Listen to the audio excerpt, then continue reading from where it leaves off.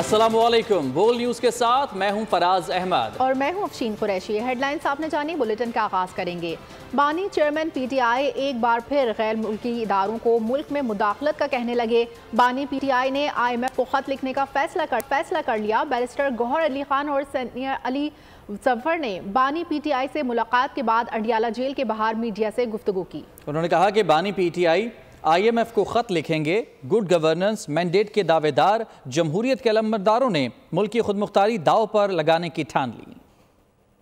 भी IMF को ये कहा था कि आप इंश्योर करें free and fair and transparent election हो। दोबारा भी कहेंगे, जहाँ से भी इन्फ्लुएंस हो। हमने यही कहा है कि ये अवाम का मैंडेट है, पाकिस्तान का प्रोग्राम के बारे में नहीं लिखा हुआ। हमने पहले भी वार्न किया था कि अगर इलेक्शन फ्री फेयर ट्रांसपेरेंट नहीं होंगे तो पाकिस्तान की इकानमी सफ़र होगी। इमरान खान साहब ने कहा है, उनकी तरफ से आज एक खत जारी होगा और वो खत जो है वो IMF को जारी किया जाएगा। IMF और यूरोपियन यूनियन, उनका एक अपना मैंडेट है, अपना एक चार्ट है कि मुल्क में उसी वक्त वो काम करने की इजाज़त देंगे, उसी वक्त लोन देंगे। उसकी कंडीशन ये है कि मुल्क में गुड गवर्नेंस हो, और गुड गवर्नेंस तब भी होती है कि मुल्क में जमहूरियत हो।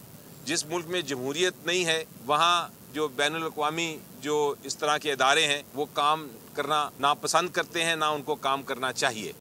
इलेक्शन में मुबैना धांधली के खिलाफ PTI का IMF को खत लिखने का ऐलान। शर्जील इनाम मेमन ने कहा कि एक सियासी जमात को इख्तिदार की हवस है। आलमी मालियाती इदारे को कहा जा रहा है कि पाकिस्तान की मदद ना करो, मुल्क के खिलाफ इससे ज्यादा गिरी हुई हरकत क्या होगी। अता तारड़ ने कहा कि इस टोले ने मुल्क की मईशत को तबाह किया। माजी में भी आलमी मालियाती फंड को कहा कि पाकिस्तान के साथ मुआहिदा ना किया जाए। ये लोग पाकिस्तान को तबाह करना चाहते हैं। एक सियासी पार्टी इख्तिदार की हवस में, इख्तिदार की लालच में इस हद तक गिर सकती है।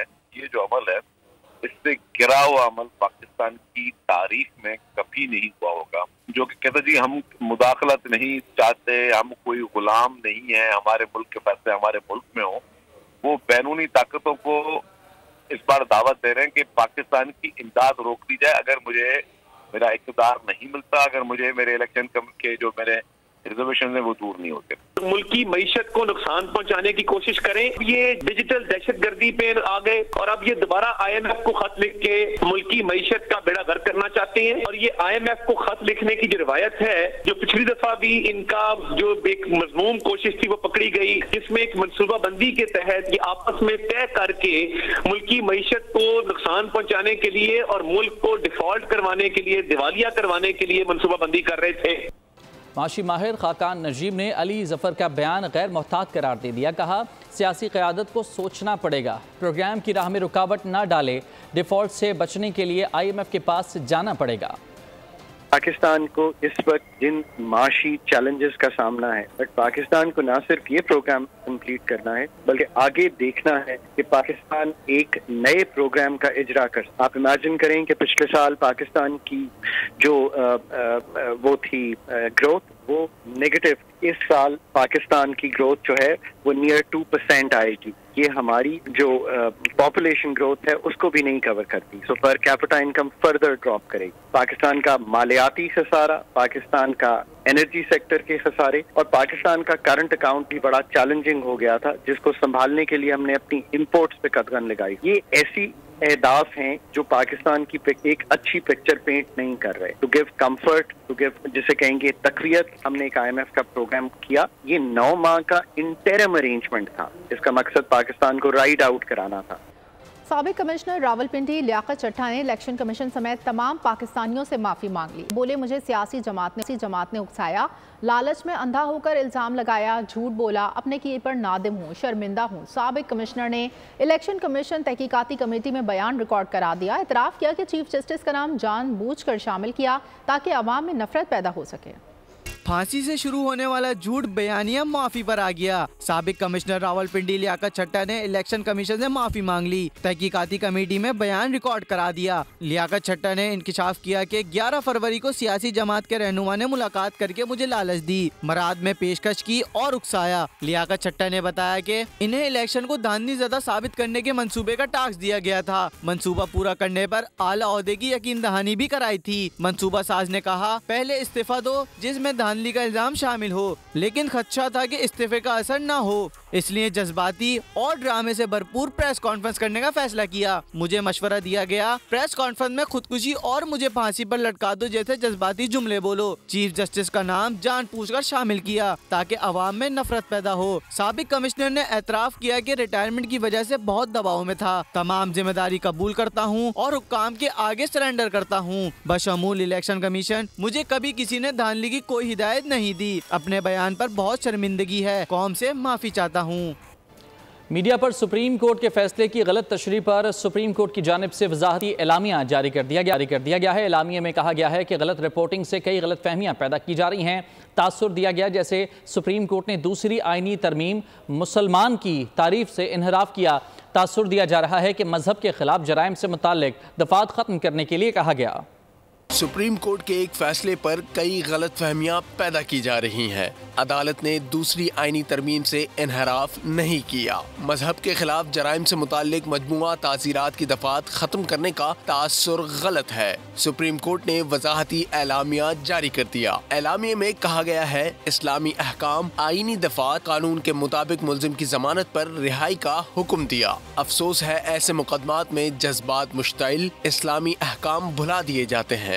फैसले में कुरान मजीद की आयत इसी सयाक़ो सबाक में दी गई हैं। आइन में है हर शहरी को अपने मजहब की पैरवी अमल करने और बयान करने का हक होगा। आइन के मुताबिक हर मजहबी गिरोह मजहबी इदारे कायम करने इनके इंतजाम का हक होगा। कोई समझता है अदालती फैसले में कोई गलती है तो इसकी तस्हीह और इस्लाह अहले इल्म की जिम्मेदारी है। अदालती फैसले पर नजरसानी के लिए आईनी और कानूनी रास्ते मौजूद हैं। चीफ जस्टिस और सुप्रीम कोर्ट ने किसी को नजरसानी से न पहले रोका न अब रोकेंगे। अदालती फैसलों पर मुनासिब उसलूब में तनकीद भी की जा सकती है। आईनी रास्ते के बरक्स अदलिया या जजेस के खिलाफ मुनज़्ज़म मुहिम अफसोसनाक है। यह आइन में मज़कूर इजहार राय की आज़ादी के हक की हुदूद की खिलाफ वर्जी भी है। सोशल मीडिया को इंतशार फैलाने के लिए इस्तेमाल किया जा रहा है। ऐसे अनासर के खिलाफ भरपूर कार्रवाई करेंगे। निगरां वज़ीर इत्तलात मुर्तज़ा सोलंकी ने ऐलान कर दिया, कहा आइन में इज़हार राय पर पाबंदी नहीं, लेकिन कुछ लोग सोशल मीडिया पर खिलाफ कानून सरगर्मियां कर रहे हैं। ऐसे लोगों से कानून के मुताबिक निपटा जाएगा। हाफिज ताहिर अशरफी का कहना था, किसी को दीन का नाम लेकर इंतशार फैलाने की इजाज़त नहीं दे सकते। सुप्रीम कोर्ट के एक फैसले के बाद मज़मूम मुहिम चलाई गई और इंतशार फैलाने की कोशिश की गई। लोग जो सोशल मीडिया प्लेटफॉर्म्स को तशद्दुद पर उकसाने के लिए इस्तेमाल कर रहे हैं, ये सरगर्मी खिलाफ कानून है और हुकूमत ऐसी तमाम गैर कानूनी सरगर्मियों के खिलाफ कानून के मुताबिक सख्त कार्रवाई करेगी। हमारे मुल्क का जो आइन है उसके आर्टिकल 19 के तहत इजहार राय की जो आज़ादी है वो लामहदूद नहीं है, बल्कि वो कानून के ताबे है। पाकिस्तान किसी भी सूरत में इस बात की इजाज़त नहीं देगा कि ये प्लेटफार्म पाकिस्तान में बेबुनियाद, झूठा और मन गढ़ंत प्रोपेगेंडा फैलाए। इसकी इजाज़त नहीं होगी। जो इंतशार फैलाने वाले हैं वो अपना इंतशार ना फैला सके। हम किसी को भी ये बात की इजाज़त नहीं दे सकते कि वो रसूलुल्लाह सल्लल्लाहु अलैहि वसल्लम का नाम लेकर या मुक़द्दसात का नाम लेकर पाकिस्तान के अंदर ऐसा माहौल पैदा करने की कोशिश करे कि जिससे खुदा न खास्ता इंतशार की कैफियत पैदा हो। पीटीआई ने इंट्रा पार्टी इंतखाबात 3 मार्च को कराने का ऐलान कर दिया। चेयरमैन के उम्मीदवार अली जफर होंगे। बैरिस्टर गौहर के अडियाला जेल के बाहर मीडिया से गुफ्तगू कहा, बानी पीटीआई के हुक्म पर हम पार्लियामान में किरदार निभाएंगे। जिन लोगों को अवाम ने मैंडेट नहीं दिया वो गासिब बनकर हुकूमत संभालेंगे। अवाम उन्हें वजीर आजम नहीं मानेंगे। 3 तारीख को पाकिस्तान तहरीक इंसाफ के पार्लियामेंट्री इलेक्शन होंगे। इस मरतबा इंशाअल्लाह ताला चेयरमैनशिप के लिए हमारे कैंडिडेट अली जफर साहब होंगे। पीटीआई पार्लियामान की बालादस्ती पे यकीन रखते हुए हम इंशाअल्लाह ताला पार्लियामानी सियासत में रोल प्ले करेंगे इंशाअल्लाह। जो लोग उनके पास मैंडेट नहीं है, जिनके पास कोई हक नहीं है, अवाम ने उनको हक हुक्मरानी नहीं दिया कि वो उनके हुक्मरान बने, वो लोग गासिब के तौर पर अपनी कुर्सियों पे बैठेंगे। ये अपने आप को देखना चाहे तो किसी भी बाजार में जाए, अवाम इनको वजीर आजम का ओहदा नहीं देंगे। पीटीआई के बानी रहनुमा अकबर एस बाबर का इंटर पार्टी इलेक्शन करवाने के फैसले को इलेक्शन कमीशन में चैलेंज करने का ऐलान। कानूनी मुशावरत के लिए वकला से मुलाकातें शुरू कर दी। अकबर एस बाबर ने कहा कि 22 दिसंबर को इलेक्शन कमीशन के फैसले के मुताबिक तमाम मौजूदा पीटीआई क़यादत कलअदम हो चुकी है। यहाँ तक कि सुप्रीम कोर्ट के फैसले में बैरिस्टर गौहर खान को खुद नामजद करदा पीटीआई का चेयरमैन करार दिया था, लिहाजा इस खुद साख्ता और खुद नामजद कुनंदा कलअदम पीटीआई क़यादत का इंट्रा पार्टी इलेक्शन के हवाले से किसी भी नई मुहिम जोई का भरपूर कानूनी और सियासी मैदान में मुकाबला किया जाएगा। FIA ने आला अदलिया के खिलाफ घटिया मुहिम चलाने पर यूट्यूबर इमरान रियाज खान और असद तुर्क को नोटिस दे दिया। FIA की जानिब से इमरान रियाज को कल लाहौर ऑफिस में तलब किया गया है। असद तुर्क को भी कल इस्लामाबाद में 11 बजे तलब किया गया है। कार्रवाई चीफ जस्टिस ऑफ पाकिस्तान के खिलाफ मनफी मुहिम चलाने वाले नासिर के खिलाफ की जा रही है। मौलाना फजलुर रहमान बहुत गुस्से में, इंतखाबात 2024 को सबसे बदतरीन करार दे दिया। उनका कहना था कि ख्याल था कि ये इलेक्शन शफाफ होंगे, लेकिन एक बार फिर आइन की बालादस्ती को कुचल दिया गया कि 2024 का इलेक्शन मुनसिफाना और शफाफ होगा, लेकिन एक बार फिर हमारी ख्वाहिश को और इस मुल्क में आइन की बालादस्ती जिस तरह कुचल दिया गया है, मुझे अब फिक्र इस बात की है कि अगर एक इलेक्शन के बाद मुसलसल दूसरा इलेक्शन भी मुतनाज़ा हो तो फिर पार्लियामान की अहमियत क्या होगी। पाकिस्तान मुस्लिम लीग नून, पाकिस्तान पीपल्स पार्टी के 2018 में भी आपका यही मैंडेट था और 2024 में भी आपका वही मैंडेट है, लेकिन इसी मैंडेट के साथ आपने उस वक्त कहा था धांधली हुई है और आज कहते हैं इलेक्शन ठीक हुआ। हुकूमतें बन जाएंगी, लेकिन सिर्फ कुर्सी के लिए कुर्सी बांट, ये कुर्सी तेरी, ये कुर्सी मेरी, ये कुर्सी तेरी, ये कुर्सी मेरी। पीपल्स पार्टी की हुकूमत हो और मुस्लिम लीग शामिल हो या मुस्लिम लीग की हुकूमत हो, पीपल्स पार्टी शामिल हो, रोज एक दूसरे को ब्लैकमेल करते रहें तो फिर जाहिर है कि पीछे खुफिया दीवार के पीछे एक कुव्वत होगी, उसी के हाथ में उसके बागे होंगे, वही उनको चलाएंगे। Chief justice Sindh high court का इंटरनेट सर्विस बंदिश और ट्विटर को बहाल करने का हुक्म। रिमार्क्स में कहा है कि इससे पहले के मामलात हाथ से निकल जाएं, इसे फिलफौर ठीक करने की कोशिश करें। मुल्क में इंटरनेट सर्विस बंदिश के खिलाफ दरख्वास्तों की समाअत। सिंध हाई कोर्ट ने ट्विटर समेत दीगर ऐप्स बहाल करने का हुक्म दे दिया। अदालत ने मुतल्लिका हुक्काम से इलेक्शन के दिन इंटरनेट सर्विस मुअत्तली की वजाहत तलब कर ली। रिमार्क्स में कहा गया कि इंटरनेट बंद कर देते हैं, आप लोगों ने किसी को इलेक्शन मुहिम चलाने भी नहीं दी। चीफ जस्टिस ने कहा कि आप लोग अपना काम बेहतर तरीके से करें, हम अपना काम करेंगे। इससे पहले के मामला हाथ से निकल जाएं, इसे फिलफौर ठीक करने की कोशिश करें। इलेक्शन कमीशन ने सिंध और पंजाब में मखसूस नशिस्तों का ऐलान कर दिया। सुन्नी इत्तेहाद कौंसिल को पंजाब असेंबली में मखसूस नशिस्तें अलॉट नहीं हुई। ज़राए का बताना है कि मखसूस नशिस्तें देने या ना देने का फैसला कल किया जाएगा। इंतखाबात के बाद मखसूस नशिस्तें देने का मरहला शुरू। इलेक्शन कमीशन ने 2 सूबों में सीटें अलॉट कर दी। पीटीआई हिमायत याफ्ता सुन्नी इत्तेहाद कौंसिल में शामिल होने वाले उम्मीदवारों को ताहाल मखसूस नशिस्तें देने का ऐलान नहीं किया गया। ज़राए इलेक्शन कमीशन के मुताबिक मखसूस कोटा देने या ना देने से मुताल्लिक हतमी फैसला जुम्मे के रोज होगा। दूसरी तरफ इलेक्शन कमीशन ने पंजाब में 74 खुसूसी नशिस्तों का ऐलान कर दिया, जिनमें 66 खवातीन और 8 अक़लियती सीटें शामिल हैं। खवातीन की 24 नशिस्तों का नोटिफिकेशन अभी जारी नहीं हुआ। सिंध असेंबली में पीपल्स पार्टी को खवातीन की 20 और अक़लियतों की 6 नशिस्तें अलॉट की गई हैं। MQM पाकिस्तान की 6 और GDA की 1 खातून रुकन का नोटिफिकेशन जारी हुआ है। सिंध असेंबलियों में अक़लियतों की 2 नशिस्तों पर MQM का नोटिफिकेशन जारी किया गया है। सिंध असेंबली का इजलास 24 फरवरी को तलब किए जाने का इम्कान। सूबाई असेंबली का इजलास सुबह 11 बजे होगा। नौमुंतखब अरकान अपने ओहदे का हल्फ लेंगे। इजलास में स्पीकर और डिप्टी स्पीकर के इंतखाब का शेड्यूल भी जारी होने का इम्कान है। और अभी खबर आपको दें कि गवर्नर सिंध कामरान खान टिसोरी ने सिंध असेंबली का इजलास 24 जनवरी को तलब कर लिया है। गवर्नर सिंध कामरान टिसोरी ने असेंबली इजलास बुलाने की समरी पर दस्तखत कर दिए हैं। गवर्नर सिंध कामरान खान टिसोरी ने सिंध असेंबली का इजलास 24 फरवरी को तलब कर लिया है। खबर दे रहे हैं आपको 24 फरवरी को सिंध असम्बली का इजलास तलब किया गया है गवर्नर सिंध कामरान खान टिसोरी की जानिब से, और इस हवाले से कामरान टिसोरी ने असम्बली इजलास बुलाने की समरी पर दस्तखत भी कर दिए हैं। गवर्नर सिंध कामरान खान टिसोरी ने सिंध असम्बली का इजलास 24 फरवरी को तलब कर लिया है। समरी पर दस्तखत भी किए जा चुके हैं। 24 फरवरी को सिंध असम्बली का इजलास तलब किया गया है और असम्बली इजलास बुलाने की समरी पर गवर्नर सिंध कामरान खान टिसोरी की जानिब से दस्तखत भी कर दिए गए हैं। इंतजार की घड़ियां खत्म, पंजाब असम्बली का इजलास कल तलब कर लिया गया। गवर्नर बलीगुर रहमान नौमुंतखब अरकान से हल्फ लेंगे। बड़े सूबे का बड़ा ऐवान दोबारा आबाद होने को। आम इंतखाबात के बाद पंजाब असम्बली का पहला इजलास कल होगा। असम्बली सेक्रेटरीट ने तैयारियां शुरू कर दी। इफ्तिताही इजलास की सदारत स्पीकर पंजाब असम्बली सरदार सब्तैन खान करेंगे। गवर्नर पंजाब बलीगुर रहमान नौमुंतखब अरकान से हल्फ लेंगे, जिसके बाद स्पीकर और डिप्टी स्पीकर का इंतखाब किया जाएगा। इंतखाब के बाद स्पीकर असम्बली इजलास को आगे लेकर चलेंगे और वज़ीर आला पंजाब के लिए वोटिंग की जाएगी। याद रहे कि नून लीग ने मरीम नवाज शरीफ को वज़ीर आला पंजाब के लिए नामजद किया है। और खैबर पख्तूनख्वा में हुकूमत की तश्कील का मामला, सुन्नी इत्तेहाद कौंसिल से इत्तेहाद के बाद PTI ने हुकूमत साजी की तैयारी मुकम्मल कर ली।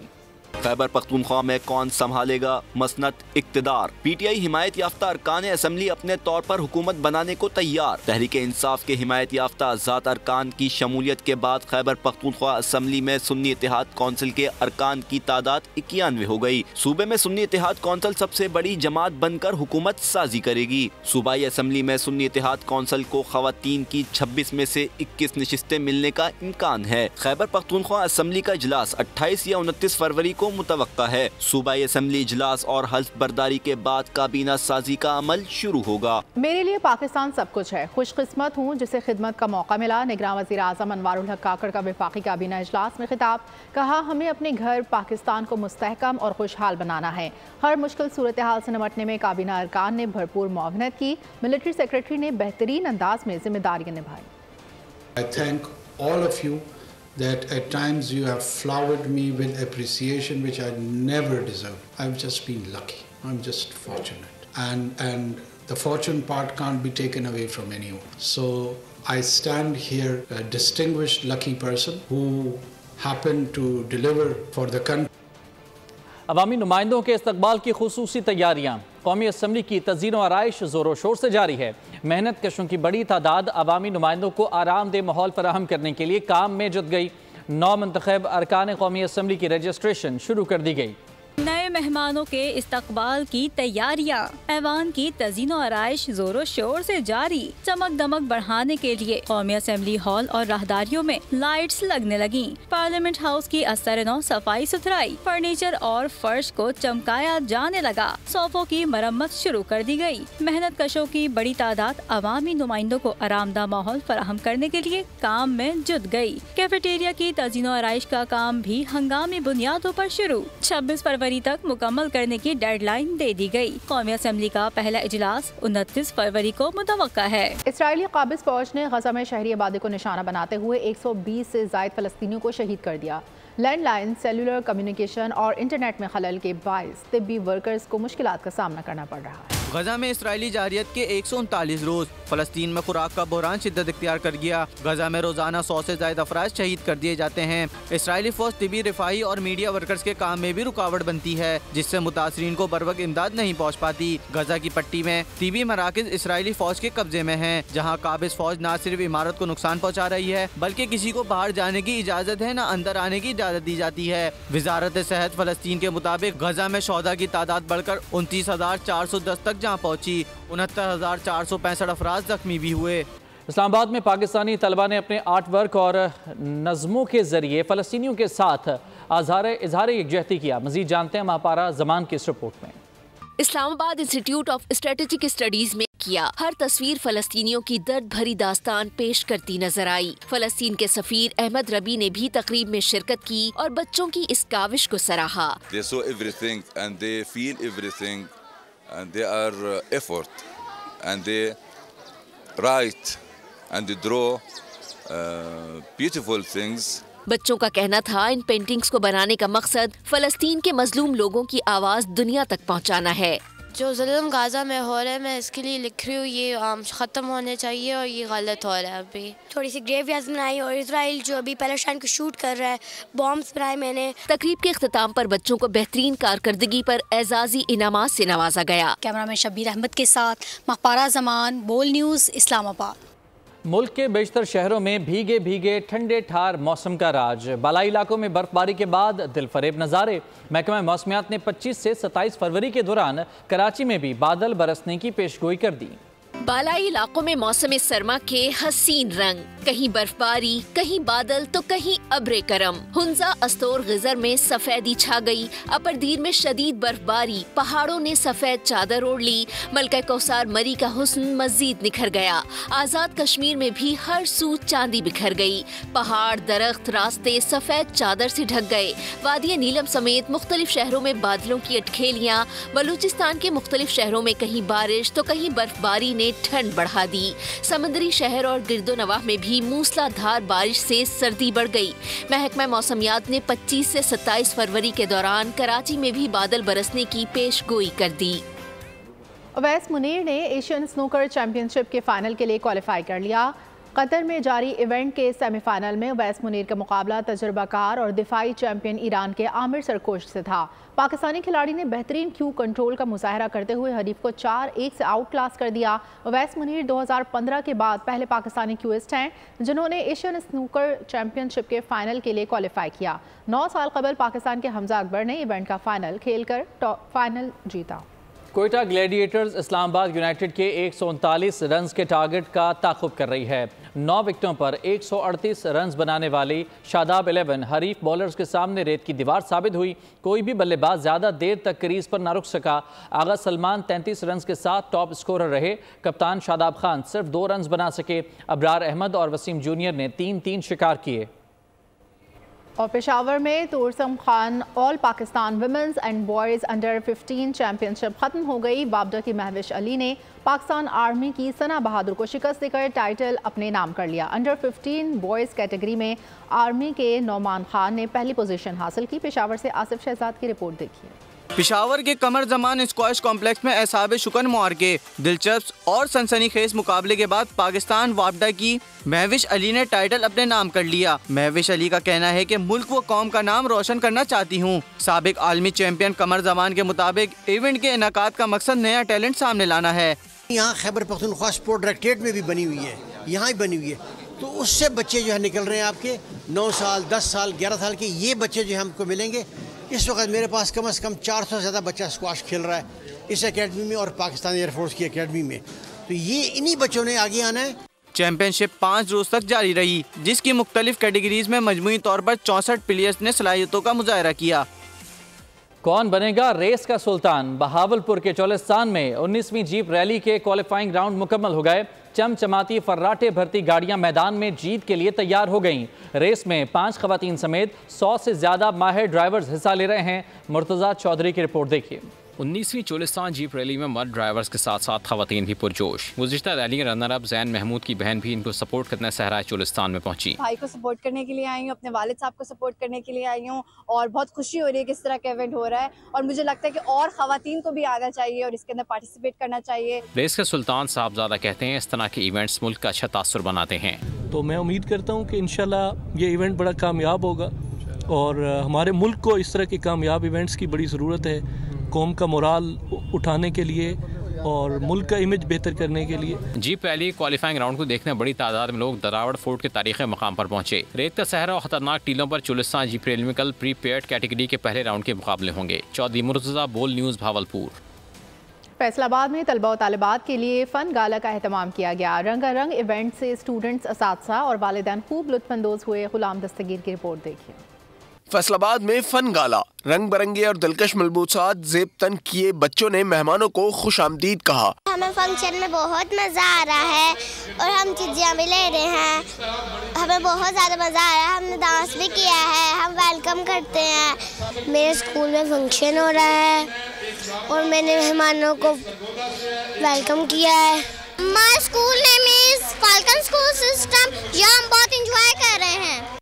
इम्तिहानात का बोझ उतरा तो स्कूल इंतजामिया ने तुलबा के लिए तफरीह का बंदोबस्त किया। मिलने वाले इस मौके का भरपूर फायदा उठाते हुए तलबा ने अपनी परफॉर्मेंस से शुरा के चेहरों पर हंसी बिखेरी। हर बच्चा जो है वो स्टेज पे आ रहा है, स्पीच कर रहा है, परफॉर्मेंस कर रहा है, अदर एक्टिविटीज़ हैं। ये अच्छी बात है, इससे ना बच्चों में कॉन्फिडेंस डेवलप होता है। तो सबसे ज़्यादा ज़रूरी है उनकी पर्सनालिटी की ग्रूमिंग होती है। इस तरह की एक्टिविटीज़ जो हो रही हैं ये बहुत अच्छी हैं बच्चों के लिए, बच्चों में जज्बा पैदा करती हैं, शऊर पैदा करती हैं। तकरीब में एजुकेशन इंडस्ट्री की चीदा शख्सियात ने अपनी शिरकत से महफिल को रौनक बख्शी। इस मौके पर तालीमी मैदान और फन गाला में बेहतरीन परफॉर्म करने वालों को इनामात से नवाजा गया। पाकिस्तान स्टॉक एक्सचेंज में आज तेजी का रुझान रहा। कारोबार के इख्तिताम पर 100 इंडेक्स में 355 पॉइंट्स का इजाफा देखने में आया। फी तोला सोने की कीमत 100 रुपए बढ़ गई, जबकि रुपए के मुकाबले में अमरीकी डॉलर 17 पैसे सस्ता हुआ। कारोबारी हफ्ते के चौथे रोज मार्केट के इख्तिताम पर KC 100 इंडेक्स 61,914 पॉइंट्स पर बंद हुआ। 185 कंपनियों के शेयर की कीमतों में इजाफा, जबकि 143 में कमी देखी गई। मुकामी सराफा मार्केट में फी तोला सोना 100 रुपए इजाफे के बाद 2,15,300 रुपए तक पहुँच गया। आलमी गोल्ड मार्केट में फी ऑन सोना $3 इजाफे के साथ $2,051 हो गया। इंटरबैंक में डॉलर 279.50 से कम होकर 279.33 पर बंद हुआ। ओपन मार्केट में डॉलर मामूली कमी के बाद 282 रुपए 16 पैसे पर फरोख्त हुआ। सना जावेद ने